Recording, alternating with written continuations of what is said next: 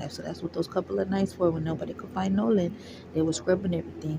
And then all of a sudden, the Cajun Navy, whatever the fuck that is, I've never heard of that before, but the Cajun Navy all of a sudden finds the boy. Real suspicious. That's another part of it. So it's so many things, and I think that everything that people are thinking is so true. Um, there's a small possibility that it was an accident, but judging by the audio of the phone call, that was not an accident.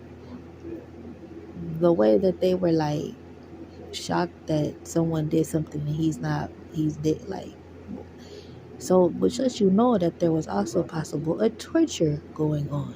Because if you listen to the audio, they have made it better. They enhanced it. They made it better. Listen to the audio. They were torturing him. So it's a possibility that someone was strangling him or they were holding him underwater. They were torturing him. And they literally tortured him to death. So that's why I keep saying in my mind, this is capital murder. Y'all not gonna tell me otherwise, which is why these white people are trying so hard to scrub the evidence and denying to get away. And they deleted shit because this is a capital murder case. In the South, I've already looked it up a little bit. Capital murder cases, the consequence is the death penalty, life without parole, 25 to life. So those are life sentences to death parole. I mean to death penalty, and this is Mississippi, and they do death penalty in Mississippi for capital murder. You think they want their precious little white kids on capital murder on death row? Have you ever heard that? Besides, I hate to say it, but besides the school shooters, and I only hate to say that because I hate bringing up the whole school shooting stuff. I hate it, but the only time they ever give white kids life without parole or the death penalty is the school shooters. The only time.